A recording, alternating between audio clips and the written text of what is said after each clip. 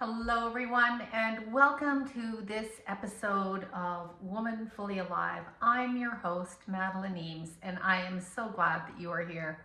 And if you are really enjoying the videos or the reels that I'm putting out, don't forget to subscribe, hit a like, the subscribe button so you don't miss any of the great stuff that's going to be coming out in the next few weeks.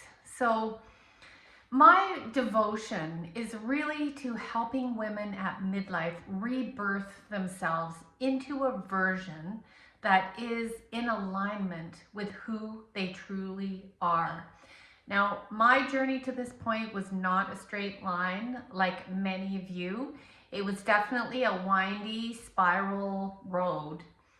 But what I found over the years and decades of working with women who suffered with depression, anxiety, and in more recent years, like the last 10 years with chronic pain, is a continual stepping out of alignment that began many years ago in childhood.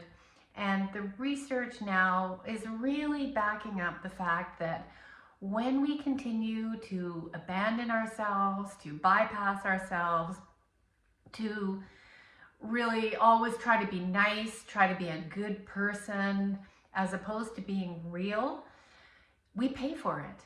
And the cost is high. There's a cost to our health. There's a cost to our wealth in terms of how much money we can expand into. But most of all, the cost is to your life.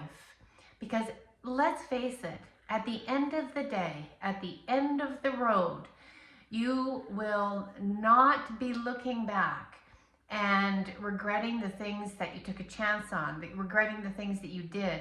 You will be regretting the things that you didn't do. And you will also be regretting the fact that you didn't live a life that was true to yourself. You lived it for other people. And I know for myself, when I really heard that, I started to make some shifts, some changes, and they were scary. They were not easy, but it became easier, and it became so much more fulfilling and colorful and alive.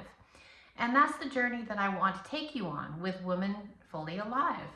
So today, what I'm talking about are the three biggest core wounds that we have learned, but not just personally and individually. This is collective, what the divine feminine has learned. In other words, we have the divine feminine blueprint of who you truly are in your essence. And then we have the wounded feminine. And these are the patterns that show up in fear and people pleasing and trying to be perfect, trying to get it right. My work involves healing the symptoms and patterns of the wounded feminine. Then you naturally embrace and arrive at this beautiful, ever expanding state of divine feminine. So let's get to it. We're going to talk about the three wounds and that the divine feminine in you has experienced. And then we're going to talk about the three things that your inner wise woman needs to let go of in order to really experience your full worth, your freedom, your aliveness. Okay, so the number one, let's start out with the first thing to let go of. The first thing that your wise woman knows that it's very wise to let go of is control. So where do you try to control other people? Through people pleasing, through being nice, through overgiving. And where do you try to control life? Where do you try to prevent bad things from happening? And I'll put quotations around bad. Where do you try to prevent other people, maybe it's your kids, from feeling, negative, what we call negative emotions, from being hurt, from feeling pain? Now that's really smart when they're little kids. You don't want them to fall down and continue to bang their head against the wall or scrape their knees.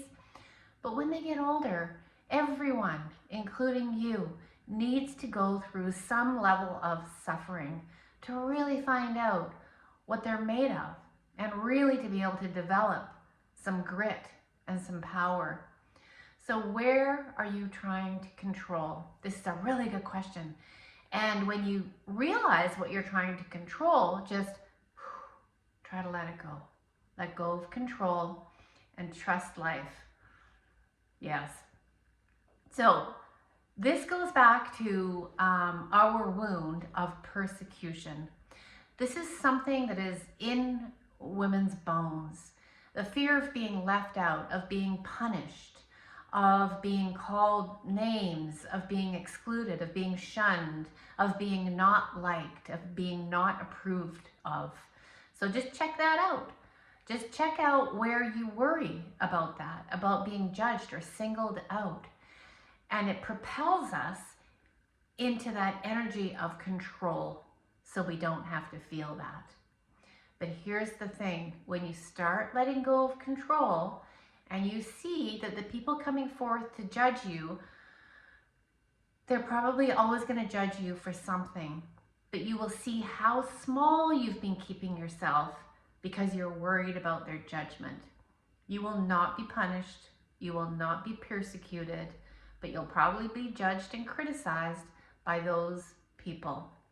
And I say those people because there's probably 1, 2, maybe max 4 people that you worry about in your life. And I don't want you to be worried about that right up until the day you die, because honestly, their opinions of you, if that's what they want to do, that's up to them, because their opinions lie within them, not within you. Okay, so that's the first one. So the second thing that your wise woman needs to let go of is looking for approval. Think right now of where you are looking for approval. Is it from your family? Is it from people who are no longer even alive? Is it from your kids? Is it from your friends? Is it from a certain group of friends? Because when you start getting specific, you'll find that it's very specific people you are looking for approval from. This is something we learn very, very young. And we learn well, we learn quick. We pick up on, what do I need to do to be validated, to be loved, to fit in. And we learn that even more when we're teenagers, how to fit into a group, because it can feel like survival. But the wound that the divine feminine has suffered that causes this pattern is the wound of unworthiness, of feeling not enough, of feeling not good enough to just be who you are without external validation and approval. So just let that sink in for a moment. That is the wound of not good enough. So when your wise woman notices and starts to let go of the need for approval, you land back into realizing your own innate worth. Because for as long as you're out there scrambling like a hamster looking for approval and validation and permission, you never get to prove to yourself that you are in fact enough in who you are right now. No changes needed. All right, so that's number 2. So the third thing that your wise woman needs to give up in order, or she knows she needs to give up in order to really feel alive and free, true freedom, is the need for safety. Now, if you're watching this video, I'm assuming that you are in a safe place, that you likely live in a safe country, and a lot of the wounds around feeling danger and trying to be safe are actually not present now. And so all those ways that you try to, the ways that maybe you're trying to run a business in order to feel safe, in how you are making sure you have enough friends around or enough supporters in order to feel safe. Or you rely on those particular relationships in order to feel safe. But it puts you in a place of codependency, for lack of another word, on something outside of yourself for your own safety. And what has this probably caused is a lot of patterns in you that create that dependence. The wound behind that is the wound of abandonment, feeling like you won't be safe, you won't be loved, you won't be secure, you won't be held if you let go of holding on to safety. So we want to just start noticing, start like loosening your grip a little bit on those ways that you try to stay safe. Because that safety is about this small in a world that is infinite. So when you're trying to fit in to this hole of safety, you are missing out on the infiniteness of yourself. And the world is missing out on it too. Nobody ever moved into an expansive, creative place trying to stay safe. And in fact, you will find that it's not that difficult to just start dropping those little bits of where you try to stay safe. Notice through your day where you worry about feeling abandoned. So these are old patterns, they're old childhood patterns of this archetype that I work with called the good girl.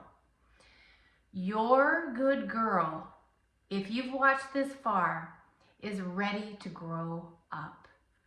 She's no longer, your wise woman is saying, no more scrambling for permission, for approval, for safety or control, because there is a wider world going on inside your body. And if you're feeling tight and anxious, it's probably a sign that you are getting too small for the cage that you're in. And the door is open. We need support to do this. We were never meant to be walking this earth alone. And if you're feeling isolated, then we do need to connect and be with other people doing this work. So this is what I do in my program, Breaking the Feminine Codes. I believe it is groundbreaking. It's new. And we are actually moving into embracing all parts of ourselves, including our anger and our greed and our fears, and also our joy and excitement, and all parts of ourselves, so that we can truly feel free and not be afraid or ashamed of any parts of us. I am blown away by the breakthroughs that are happening in that program right now. And the first round is coming to a close, so I'm now talking to women about the second round. If this calls to you and you want more information, leave me a message or send a message, leave a comment, and I will get back to you. So thank you for being here. Thank you for listening. And don't forget, if you enjoyed this, please like it, subscribe, tell women about it, because women are waking up and they're breaking free. Because once you see all these ways that you've kept yourself small, when you see the patterns, you can't unsee them. And you will see them when they come up. And that is what I call feeling fully alive.